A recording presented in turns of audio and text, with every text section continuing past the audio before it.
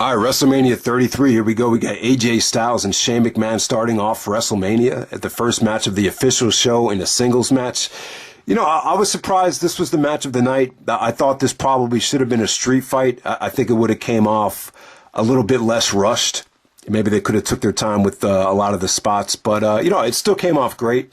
I would say that they kept this short and sweet, but at the same time, I definitely thought it delivered. You know, very similar to the way Angle and Shane started off their street fight a long time ago. If you guys remember that match, it was very mat-oriented in the beginning, a lot of grappling. There was a lot of bridges. Features Shane McMahon kind of getting the upper hand on AJ with a lot of the, you know, the technical wrestling aspect of it. You know, so Shane's definitely improved in the ring as far as his actual technical wrestling goes.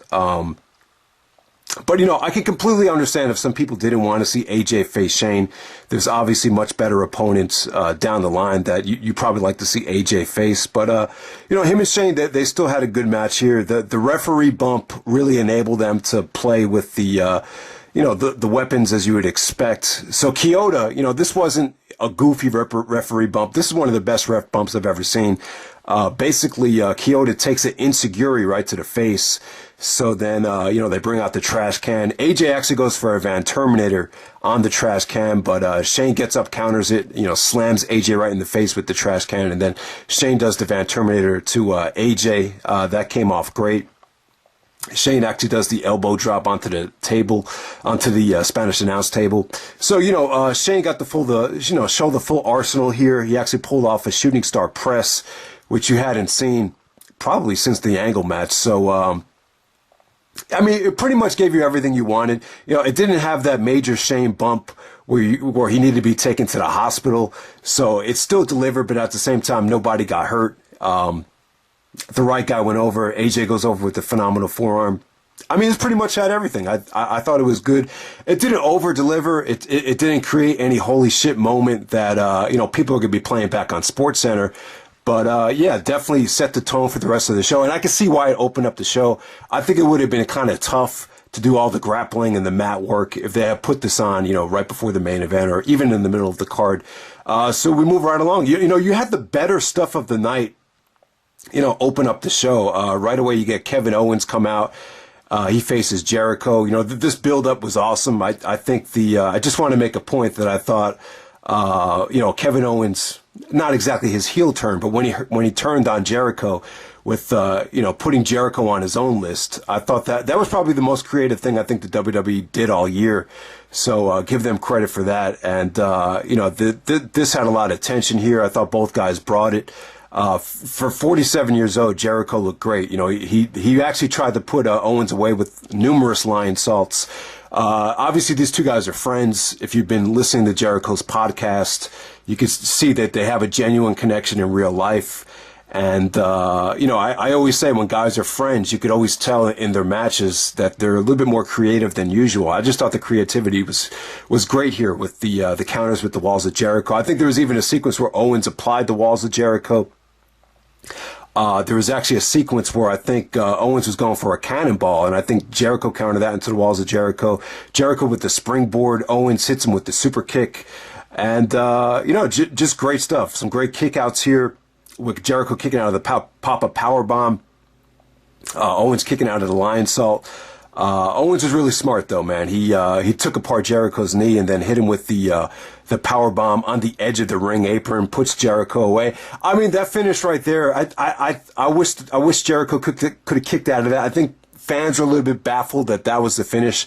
I thought this could have progressed a little bit longer, just a little bit more back and forth, and I think this could have arguably been the match of the night if they had just, you know, took it to that extra level. But you know, Owens goes over Jericho.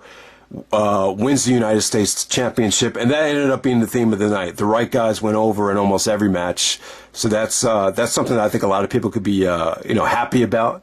So Owens wins the United States Championship. Doesn't really mean that much at this point, but yeah, man, Owens and Jericho, you know, good match right there. Next up, you had the women's match. You had Bayley taking on Charlotte Flair, Nia Jax, and Sasha Banks. Fatal four-way elimination match here. I mean, it was okay. I mean, I just felt like you had too many girls jammed into this match. I was hoping maybe we get a great one-on-one final with it really going to overkill mode and possibly delivering something special. That didn't really happen here. Nia Jax was the first one eliminated. They kind of all three other girls kind of teamed up on her. Sasha looked good here. She busted out a lot of high risk maneuvers, but she ended up getting pinned by Charlotte Flair. Then it came down to Bayley and Charlotte. And I don't know. I mean, Charlotte actually stole the show here. She actually did a corkscrew moonsault off the top rope. That came off really great. But, Charlotte and Bayley, they had a nice closure to the match. It was good. Nothing spectacular, but Bayley goes over with the tribute to Macho Man with an elbow drop. A good fatal four-way elimination match, but definitely not as good as last year's triple threat. And I just think this was a situation where, feelings kind of had to be hurt if you wanted the women's match to deliver at WrestleMania. I thought the better way to go would have been Bayley versus Sasha one-on-one. But, Charlotte has pretty much dominated the women's division. It would have felt kind of weird to keep her out of the match, so I understand it. And it was just kind of good, but not great. Next up, we had the return, the shocking return of the Hardy Boyz, taking on Luke Gallows and Carl Anderson, Cesaro and Sheamus, Enzo and Cass, and ended up being a four-way ladder match. When the New Day came out, I figured they probably just insert themselves into the match. So we got a huge surprise here. Actually, I'm not that surprised that the Hardys came back for this show. I mean, if you watch Kurt Angle's Hall of Fame speech when he thanked the Hardys, you saw a huge delete chant. So the Hardys were pretty much the most over team throughout the whole wrestling scene this whole weekend. I mean, they're just really over right now. And I think, obviously someone in WWE noticed that, and they made the right call here. I mean, the one issue with the match is the Hardys' return kind of overshadowed everybody else. I mean, I was expecting Cesaro to do something epic here. You don't really remember what anyone else did here. I mean, this is really about the Hardy Boyz just coming out and putting on a clinic. And, Jeff looked great. Jeff pulled off the Swanton Bomb. Matt Hardy did an ace crusher off the top of a ladder to, I think it was Gallows. So, this has had a nice WrestleMania feel-good moment. The match is kind of going to be an afterthought, but, I'm glad the Hardys are back. I think they're going to bring some life to the tag team division. And, I got to credit Matt Hardy, too. I think this is the main reason why this happened is because Matt has really found, that whatever he's been missing over the years, he's found it. And I think he's going to get a second chance. And I wouldn't mind down the road seeing Matt Hardy, in the WWE title picture. I think he's gotten himself over to the point where I definitely think it's a possibility. And Jeff Hardy gets a second chance, or maybe this is his 10th chance. I don't know what chance you want to, number this one, but I'm glad that the Hardys are back. So that's definitely probably the brightest spot on the show. So next up, we had John Cena and Nikki Bella taking on The Miz and Maryse in a mixed tag match. Video package was great. The tension in the promos between these teams, like I said, it's just been it's been a good soap opera. And I love the video package where they showed John Cena bossing everyone around at his house. There's kind of like all these rules to John Cena's house. I never saw that segment before, so that was pretty cool that Cena's really like that in real life. But this was kind of like a generic intergender house show match. That's pretty much all it was. Cena and Nikki Bella simultaneously hit the attitude adjustment, and that's pretty much the match right there. It didn't really get enough time to deliver. Crowd was pretty good here. John Cena actually proposed to Nikki Bella, and it came off pretty good. It felt real. It felt like Nikki's emotion to Cena was even higher than Cena's emotion to Nikki. But it really came off well. You felt a genuine love between them. It was a situation where the women in the crowd were like cheering, and the guys were booing. I just, that I'll just say this about the whole segment. It just seems like women just love commitment. That's what they dream about, getting married one day to a Prince Charming. It's really taken Cena a long time to propose. I just think guys are different. I don't think, and myself included, I don't think guys wake up one day, dreaming about their wedding date. It ends up being more of a something you don't look forward to. I just think the thing is, guys and men, they just have more outlets than women do. So they kind of they don't really look at that wedding date as being like their destiny or whatever. So that's just how I would kind of summarize that situation. It just seemed like Nikki Bella, she really, took the moment in, and I'm happy for both of them. She's gonna, marry John Cena. Hopefully the marriage works out well. Hopefully they don't take advantage of each other, and hopefully the love is genuine. But let's just move on. Let's not dwell on that too much. So next up you have Seth Rollins taking on Triple H with Stephanie McMahon. Stephanie came out the ringside. Triple H had a great entrance. Kind of an Undertaker American Badass inspired, with Stephanie being the biker chick. And Rollins' entrance was pretty good too. He was coming down to the ring with like a flaming torch. And, this Seth Rollins Triple H match, there's going to be mixed feelings on it. I will admit that it was slow at times. The crowd reaction wasn't quite there, but what I liked about it was that they took their time. It did not feel rushed. They were able to tell a great story here. As expected, Triple H with a lot of working over, Seth's injury, a lot of great selling from Rollins on the buckle bomb. There was a lot of times where you thought, maybe this is a legit injury here, but, overall, man, I thought this ended up being match of the night. I might take some heat for saying that, but I really enjoyed this. And if you thought this was kind of boring at certain parts, you're right. It was. I mean, it was a slow burn. It definitely took a while to get going, but I thought it had a great moment at the end. I thought the spot where Rollins backdrop Triple H and gave him the Phoenix Splash was awesome. Rollins actually did a crossbody off the top turnbuckle onto Triple H. So, Rollins didn't really show any major side effects from the injury. He was able to go out there and still, deliver some great high spots. But God, the highlight of the match for me were the counters to the pedigrees. They were very well thought up. They were very well creative, and they just came off great. Just a lot of great counters to those pedigrees right there. I think Rollins kicked out of a pedigree. But eventually Rollins did lock on the pedigree, hit Triple H with it, and there was a huge bump by Stephanie McMahon. This was actually non-sanctioned. They didn't fully take advantage of the stipulation as much as some people thought they would. Obviously, they brought out the sledgehammer, which got a great reaction. They actually brought out the table, and by the time you get to the end of the match, you kind of forget about the table. And, Stephanie gets up, tries to, her interference was kind of it was effective most of the match. So when Stephanie was going to interfere again, Triple H kind of embraced it. But eventually it backfired on Triple H, and Seth moved out of the way, and he was about to knock Stephanie out. And he was kind of hesitant, and then all of a sudden Rollins pushes Triple H into Steph, and then Steph takes a Shane McMahon-like table bump. So I guess, Shane, upping up, going above and beyond at last year's WrestleMania, kind of, I guess it made Stephanie want to do something creative here. So she took a big bump through a table. You have to kind of wonder how is Triple H going to react. They've done the storyline in the past with Triple H thinking Stephanie's a liability at ringside. They did that storyline back in 2000. So maybe that's something that will come back into effect on Raw tonight. We'll see how that happens. But, that whole thing right there enabled Rollins to hit the pedigree and get the win. So, I thought this had great storytelling. I thought it was slow at times, but a lot of anticipation towards the finish. I just thought I thought it was a brilliant match. But, if you want to see a hot crowd with, a lot of fast-paced action, this really isn't the match for you. So, it was more of a storytelling match, like I think we all expected.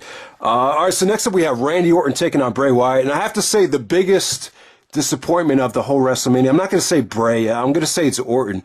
Orton's win here, he actually won with the RKO. You saw a lot of people giving a thumbs down in the front row. It just another underwhelming performance from Randy Orton.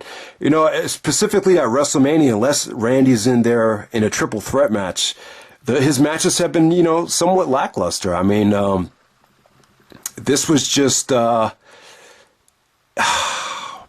wasn't the worst thing in the world. I thought they got off to a good start. I thought both guys did work hard. But as the match progressed, I think some of the insects, they kept on showing these worms and bugs, pop up onto the screen. And, some people actually chanted that was stupid.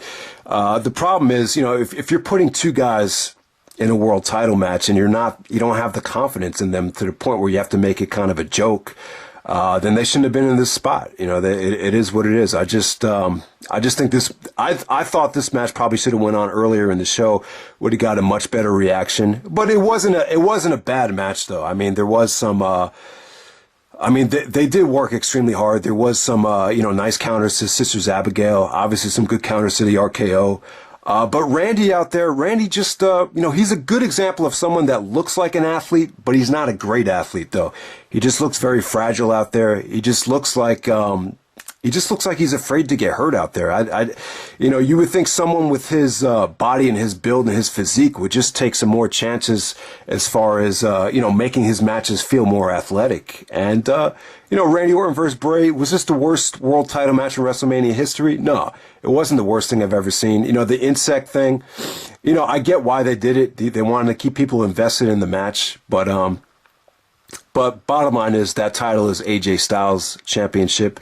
And hopefully down the road, Randy Orton turns heel, which I think he needs to do. I think he's going to get a lot of heat down the road because this was just not a performance that I think he could be proud of. I would say his performance throughout the whole night was the most underwhelming out of anyone on the show. So, but Orton wins the match with the RKO out of nowhere. But it wasn't one of those RKOs where you were just jumping out of your seat like, bam, that was out of nowhere. Didn't really come off like that. You saw a lot of people disappointed in the front row. And I would actually say Bray had more fan support than Orton. Orton actually got a lot of heat. Not John Cena heat, but more heat than you're accustomed to from Randy Orton. I just think the Royal Rumble victory kind of, it's going to backfire on him right now. So then we have this, I wouldn't say surprise of the night, but I got to say Trademark was right. Trademark was the one that kind of, embraced this actually being something, looking forward to. We have Brock Lesnar and Goldberg. Obviously, you guys know they've had a really tough time, putting on that great match. And this was the opposite of WrestleMania 20. I mean, what we got at WrestleMania 20, they kind of, they delivered probably the most disappointing WrestleMania match of all time. But they were able to redeem themselves here. This was Brock just bringing his A game. As soon as Brock started running the ropes before Goldberg came out, I was like, all right, he's going to bring it tonight. He looked great out there. This was Brock, looking passionate, looking dominant. And, as soon as Goldberg got out there, it was just German suplex. It was exactly how Trademark envisioned it. He said, German suplex. Goldberg hits a spear. Lesnar kicks out. Lesnar gets out of the ring. Goldberg actually spears Brock through the barricade. Goldberg hits Brock with a jackhammer. Brock kicks out. Brock delivers 10 German suplexes in a row. They came off great though. The crowd was with Brock here. This was much better than Brock versus Randy Orton. Loads and loads better. Brock was definitely due for a good performance, and you finally got it out of him. With WrestleMania 20 match, you had Brock, kind of conserving energy for NFL training camp or football tryouts, whatever you want to call it. Then last year against Ambrose, Brock was kind of conserving himself for MMA training camp. So this year, you didn't have to worry about any of that crap. Brock was able to go out there and give a full effort and really redeem himself for WrestleMania 20. And give Goldberg credit, too. There's no way Goldberg deserves to be in the world title picture at this stage of his career. But I hope he got this return out of his system. I don't think anyone wants to see him come back. But, the guy's just not made to wrestle, main event caliber matches. He's just not that type of guy. But I'm glad that Goldberg was able to wrestle in front of his son and get that one last good moment. But I think that's it for Goldberg. I'd be shocked if he comes back. There's rumors that Goldberg hasn't been happy since he's come back, but the guy's just not that passionate about wrestling. Maybe down the road you could do Triple H and Goldberg maybe one more time. I wouldn't mind seeing that, but yeah, happy that Brock is the Universal Champion. It just came off. I think this came off just a lot better than expected. It's going to be tough to rate, but I give this match a big thumbs up. This is definitely probably the highlight of the night as far as crowd reaction goes, other than the Hardy comeback. Then next up, you have the six-pack challenge: Naomi, Alexa Bliss, Becky Lynch, Carmella, Mickie James, and Natalya. This is in the death spot here. I'm not going to be too hard on these women, but I was happy for Naomi. She actually got hurt, but had to forfeit the title. Now she wins it back at WrestleMania, so happy for her. All these women, I thought they were fine. Really nothing to complain about. There's a lot of James Ellsworth in the match, kind of getting, goofed around here, but Yeah, this wasn't on the pre-show. They actually decided to put this on the main card. So let's move on from here. So Roman Reigns and The Undertaker, no holds barred match. All right, guys, this was a bad WrestleMania main event. Was it the worst ever? Nah. But this is all about The Undertaker here. The Undertaker has had a great career, and the ovation that Undertaker got pretty much overshadows anything on the show. I mean, The Undertaker is a legend. He's a walking, living icon. I mean, just seeing him come out to the ring, obviously, I think everyone has more respect for Undertaker than anyone's ever entered professional wrestling. So, yeah, I mean, I'm just glad that Taker got the huge send-off that he did. And I think we're finally moving away from the part-timers, dominating WrestleMania. I definitely think these WrestleMania main events, they need to see more of the AJ Styles, the Nakamura's, the Kentas, the Heroes, Sami Zayn, guys that can really go out there and deliver Wrestle Kingdom like, quality main events. And hopefully we'll start to get some more of that next year. But, this is all about Roman Reigns just doing anything and everything it took to put Undertaker away. I love the fact that Jim Ross came out. I think Taker probably requested Ross to come out, and a very classy move with Jim Ross to come out and do commentary, giving his situation with his wife. I believe she passed away from cancer, if I'm not mistaken. So, yeah, my heart goes out to Jim Ross. But, even during the Triple H Rollins match, I was like, man, this match really misses Jim Ross. So it was a huge treat for me to see Jim Ross come out and commentate the match. He definitely, brought some great storytelling to the match. But the match overall was just bowling shoe ugly. Roman Reigns just, I think he could be a great heel, but, his matches just, they just give off so much negative energy. And, Taker's just so old at this point. You just couldn't expect a lot out of him. An ugly match, but it told a great story, though, of Reigns just trying to do everything to put Taker away. The Undertaker just is the one last fight, he could give before his body totally gives out.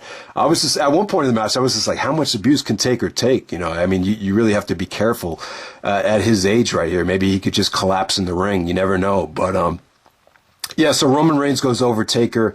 So Roman and Brock, the only two guys to beat The Undertaker. It's inevitable that they're probably going to wrestle down the road, probably next year at WrestleMania. So we'll have that to deal with down the road. But yeah, guys, this was a good WrestleMania, though. I wasn't too fond of the main event. I wasn't too fond of what happened with the Randy Orton Bray Wyatt match. I think we need better and more talented guys that are on the roster to elevate themselves on the card. But I think the right guys went over in pretty much every match.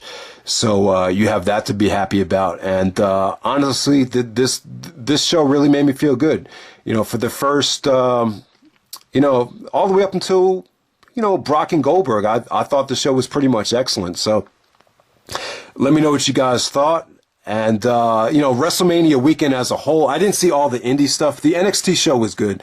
I mean, I thought, Bobby Roode and Nakamura I thought it was a great main event. I really didn't think it was anything, to write home about, but I thought it delivered in its own way. Just a great crowd. So Roode goes over Nakamura. Nakamura gets a great standing ovation there. The triple threat tag match with DIY the Revival and the, God, what's the name of the team again? I can't even remember the big men that went over. But yeah, Jesus Christ. I mean, that match is awesome. That might have been better than anything on WrestleMania. So give those guys credit. The NXT and Hero coming back at the NXT show as Cassius Ohno. He was a surprise guest in the Roderick Strong 4 8-man tag match. He came out with the Sacramento Kings jersey, and his attire didn't look that bad. So, the NXT wasn't one of the better NXT shows, but I still thought it was a good show and a good crowd. It wasn't as bad as it looked on paper. What else here? Kurt Angle's Hall of Fame speech. I thought it came off great. I thought John Cena's induction speech was great. You can see why Cena does it a lot. He's just good at it. I thought Austin should have been the one to induct Angle, but Cena's just better. That's just what Cena does. I think Cena was probably the right choice in retrospect. And I loved Angle's speech, man. He really sent a great message to the roster. not to embarrass yourself, take chances, even if it means, hurting your character. But, I think what Angle, the reason why I think Angle took so many chances is because he's such a great athlete. He's so accomplished. I think when you're an athlete like Kurt Angle, you don't really have to be overprotective. You kind of compete your way back to the top spot, which is what he did in 2002 when he was promised a main event of WrestleMania 18 and it was taken away from him. If you guys remember, he didn't really bitch about it. He just went out there and continuously stole the show at every pay-per-view. So I think that's why someone like Angle would have a tougher time, would have an easier time accepting some of the WWE's goofy booking as opposed to someone like Randy Orton who really doesn't take a lot of chances. So that's what. So I thought Angle's Hall of Fame speech, it was a little bit goofy. There was times when Kevin Nash, you see at one point where Nash was looking at Angle like he was just giving him a look like, you got to be fucking kidding me, when he was doing the sexy Kurt thing. But I was surprised at how entertaining Angle was. That was the most energized I've seen Angle and most charismatic I've seen Angle in a while. But yeah, I think Angle is definitely going to make an appearance tonight on Raw. I think he'll come back and have one last match, and I think it'll be great. So I wouldn't say it was the best Hall of Fame speech ever. It's tough to say what was, but I would say it was up there. I think he gave everyone what they wanted to see. So I have no problems with Angle's speech. I thought it was great stuff. I have to say, this wasn't the greatest WrestleMania of all time, but I was pleasantly surprised with how well things went this weekend. I thought it was great. The one disappointment I have from Reigns and Taker, though, I was really in the mood, and I think WWE needs to start taking chances as far as booking goes.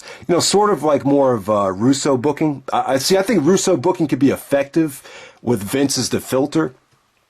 I'm not saying to bring Russo back, but I just like to see more chances being taken here.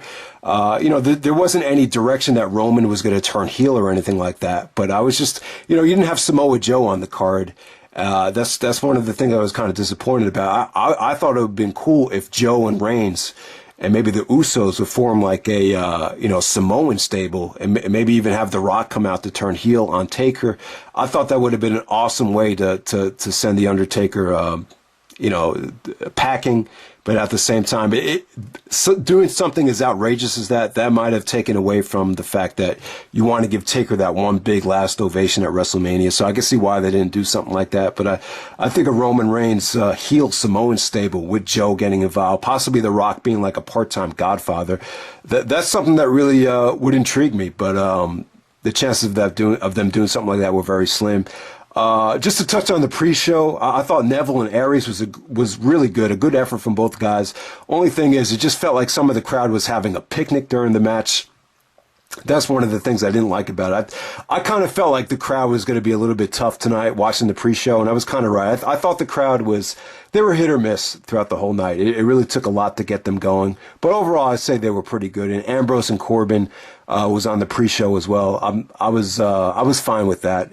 I didn't think this came off that well on the pre-show, to be honest with you. This is proof right here that Dean Ambrose needs a character change bad, because this... even though he is a big star, won the championship last year, for this not to even get on the main show, I think it just shows you that his connection with the fans is just kind of diminished over the last year. The Battle Royal with what's his name getting involved, Rob Gronkowski getting involved, that was pretty cool. The ending to that was cool. Mojo Rawley actually won the match, but pre-show, Neville's and Aries is definitely worth seeing. Neville took some, hit Austin Aries a lot of, Germans where Aries landed on his neck. There was actually a spot where Neville went after the eyes. So I thought that was a creative finish. But, I thought the effort there was good, even though they actually got about 15 minutes. So that's definitely worth checking out.